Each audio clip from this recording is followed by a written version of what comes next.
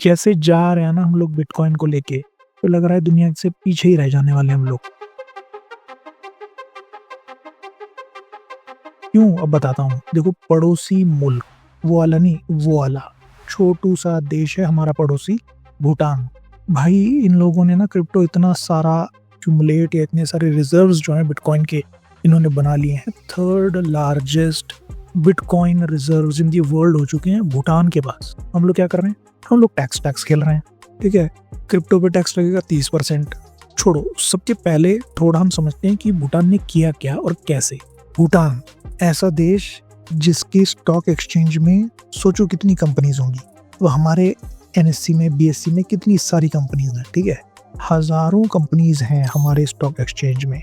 ठीक है, मैं गिनना भी नहीं चाहता हूँ, इतने सारे कंपनीज हैं, छोटे मोटे, large cap, mid cap, small cap, ऐसा करते करते टोटल कैप कितना है भूटान का? 18 कंपनीज हैं। मतलब हो सकता है अब आज की तारीख में 20 हो गई होंगी। 18 to 20 लिस्टेड कंपनीज, एक छोटे से कमरे में से चलता है उनका स्टॉक एक्सचेंज। बंदा बैठ के शायद प्लस माइनस दबाता है और मेरे ख्याल से काउंटर पे आके जो है जनता खरीदता होगा, बेचता होगा। मतलब आई एम एग्जैजरेटिंग, बट समझ लो कि यार जहाँ पे 18 से 20 स्टॉक्स हैं किसी एक्सचेंज में, और यहाँ पे हजारों कंपनीज हैं हमारे स्टॉक एक्सचेंज में। एंड देन कंट्री की पॉलिसी में देखो कि कितना फर्क है। भूटान ने क्रिप्टो बना लिया है अपना, जीडीपी का लगभग 40% के आसपास जो है उनका क्रिप्टो उन्होंने कर लिया है। और हम लोग क्या कर रहे हैं? नहीं भाई, वो तो वर्चुअल डिजिटल एसेट है। ये एसेट है, मान रहे हैं, बट वर्चुअल है, डिजिटल है, पता नहीं क्या नाटक है, बीडीए। ठीक है ना। अब उस पर हम लोग टैक्स लगाएंगे, 30% का टैक्स लग जाएगा। ठीक है, मेरे ख्याल से 10,000 से ऊपर अगर है तो फिर उसमें आपको 1% टीडीएस भी देना है। किसी को गिफ्ट दे दोगे तो भैया जिसको गिफ्ट दोगे उसकी फिर लग जानी उसमें, ये तुमको ये अलग चीज़ मिली है। मतलब 50,000 तक अगर गिफ्ट मिल जाता है किसी भी तरीके का तो वो तो उसमें लग ही जाता है। बट अगर क्रिप्टो गिफ्ट में दे दो तो उसका नुकसान है बंदे का। ठीक है ना, क्योंकि अब उसकी वैल्यू तो फ्लक्चुएट होती रहेगी। भूटान ने कर करा के 1.3 बिलियन यूएस डॉलर्स वर्थ का क्रिप्टो एक्यूमुलेट कर लिया है। और कैसे किया है? अब समझने वाली बात है। हाइड्रो इलेक्ट्रिक पावर का waste hydro electric power, surplus hydro electric power. अब इसको समझो थोड़ा सा कि नदी बह रही है, पानी है, नेचुरल रिसोर्स है, वो बह रहा है एक पर्टिकुलर फोर्स से, उसके ऊपर अपने डैम बना दिया, कुछ टर्बाइंस लगा दिए, उससे आपने हाइड्रो इलेक्ट्रिक पावर जनरेट कर लिया। जितना अपने को यूज करना है, देश को जितना यूज करना है वो कर लो। उसके बाद में सरप्लस जो रह गया वो क्या करो?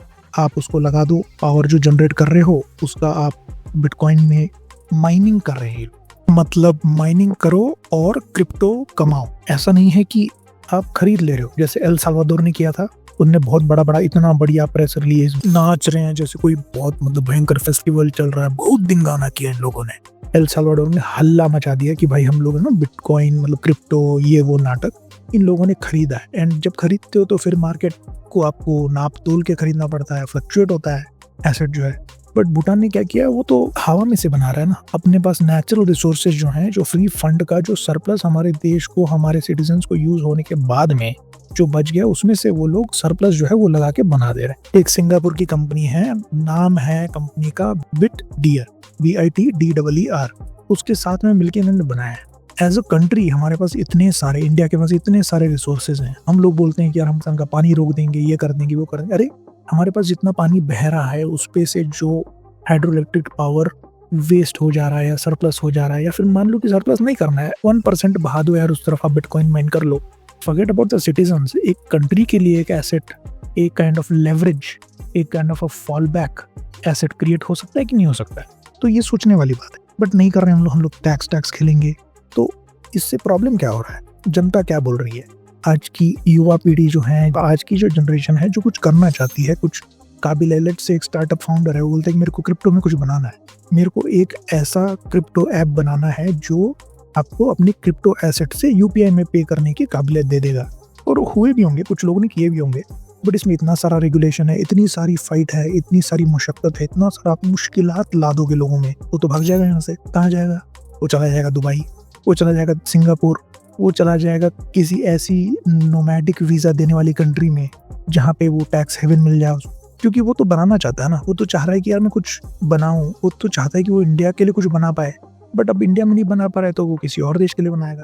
क्योंकि अब कोई नया बंदा है जो नया खून लेके आ रहा है, आप ये नहीं बोल सकते हो कि आप नहीं यार, आप जो ट्रेडिशनल मार्केट्स हैं आप एफडी के साथ खेलो, आप आर्बिट्राज सिर्फ आप इसी में खेलो, आप निफ्टी और Nifty next 50, you can maybe have an arbitrage with some other foreign exchange. ये तो सब ट्रेडिशनल सिस्टम्स हो गए। तो कुछ नया जब सोचने का जज्बा लाने वाले जो लोग हैं वो अगर कुछ करना चाहते हैं तो कहाँ जाएंगे? कहीं और जाएंगे।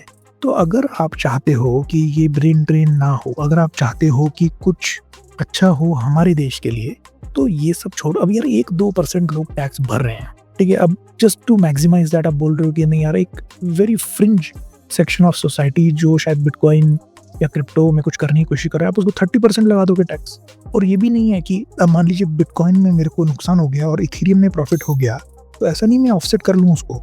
इथेरियम का प्रॉफिट तो मैं उसका टैक्स ले लूंगा, गवर्नमेंट बोल रहा है, बट बिटकॉइन का लॉस तो आपका ये ऑफसेट नहीं हो रहा। नॉट ओनली दैट, मान लो आपका किसी और पर्टिकुलर एसेट में, मान लीजिए आपने कुछ शेयर मार्केट में आपने नुकसान कर लिया, वो भी नहीं ऑफसेट कर सकते। बिजनेस के साथ ऑफसेट कर सकते हो, नहीं कर सकते। तो इसको थोड़ा सा you are trying to show it like a devil. आप बता रहे हो कि यार ये गलत चीज़ है, हम इसको सट्टा समझते हैं। ये सब की वजह से जो आपकी युवा पीढ़ी है, जैसे आप बोल रहे हो कि 2047 में हम एक आत्मनिर्भर भारत बनाएंगे, अरे वो भाग जा रहा है, वो आत्मसम्मान के चक्कर में भाग जा रहा है ये बंदा, तो चला जा रहा है किसी और देश में। तो आप कुछ करो उसका, तो क्या करोगे? तो 2-3 चीज़ें हैं, हम बताते हैं क्या करोगे। तो सबसे पहला चीज़ नंबर 1 क्या है? थोड़ी दया दिखाइए टैक्सेशन में। ये जो स्ट्रिक्ट 30% फ्लैट टैक्स है उसको थोड़ा आप भूल जाइए, थोड़ा सा प्रोग्रेसिव टैक्स रेट्स लाइए इनकम के बेसिस के। लॉसेस जो हैं उसको आप अदर इनकम के साथ ऑफसेट करने का मौका दीजिए। Make tax rules friendlier for smaller investors. Number 2, bring clear friendly regulations. थोड़ा इसको और क्लैरिटी लाइए रेगुलेशन में। ये इतनी कंफ्यूजिंग लॉज हैं, इतनी एम्बिग्विटी है, थोड़ा सा मतलब क्रिप्टो एक्सचेंजेस के जो लाइसेंस हैं उनको थोड़ा सा प्रॉपरली एस्टेब्लिश किया जाए। इनोवेशन को थोड़ा एनकरेज करना चाहिए, एवरीडे इन्वेस्टर्स को प्रोटेक्ट भी करना चाहिए। नंबर 3, क्रिप्टो को इंडिया का दोस्त बना लिया जाए। क्रिप्टो को एज अ दुश्मन ना देखें, क्रिप्टो को हमारा दोस्त अगर हम समझ लें। अगर हम क्रिप्टो माइनिंग शुरू कर दें रिन्यूएबल एनर्जी के साथ, सोलर यूज़ कर लें, हाइड्रो इलेक्ट्रिक पावर यूज़ कर लें और उससे हम क्रिप्टो माइनिंग करें। अगर हम जैसे यूपीआई से लेके या ओटीपी से लेके या स्पैम से लेके जैसे हम लोग एजुकेट कर रहे हैं अपने जनता को, हमारे आवाम को, उसी तरह से क्रिप्टो के बारे में भी एजुकेट करें। फिर एक तरीके का टैक्स फ्रेंडली एनवायरनमेंट अगर क्रिएट किया जाए तो उससे ये होगा कि जो यंग टैलेंट जो है वो इंडिया में ही रहेगा। वो ऐसी जगह जाने की कोशिश नहीं करेगा जहाँ पे उनका टैक्स बच जाए। वो ये नहीं सोचेगा कि मैं किसी और देश चला जाऊँ जहाँ पे मेरे को इतनी टैक्स लायबिलिटी ना हो। तो यंग इंडिया जो कि टैक्स पे करना चाहता है, बट अगर वो थोड़ा सा फ्रेंडली हो जाए उनके लिए तो वो बिल्कुल करेगा एंड उनको फैसिलिटेट भी किया जाए फिर उस तरह से।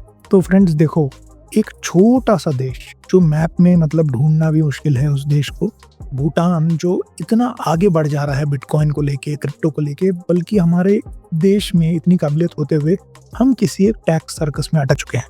तो ये अब वक्त आ गया है हम खुद से पूछें कि हम आगे जा रहे हैं डिजिटल एज में कि हम कहीं अटक जाना चाहते हैं, कंफ्यूज होना चाहते हैं एम्बिग्विटी के चक्कर में, क्लैरिटी ना होने के चक्कर में। क्या चाहिए हमें? हमें ये चाहिए कि इंडिया का क्रिप्टो पॉलिसी फटाफट अपडेट हो और फाइनली यंग टैलेंट और बिटकॉइन दोनों भी इंडिया से भाग ना जाएं, इसी की कोशिश करें। और भाई अगर ऐसी वीडियो पसंद है, ये वीडियो अगर अच्छी लगी हो तो प्लीज़ लाइक ठोको, सब्सक्राइब कर लो और वो भाई घंटी भी बजाने के लिए रखी हुई है, बजा देना भाई लोग। चलो फिर अगले वाले में मिलते हैं।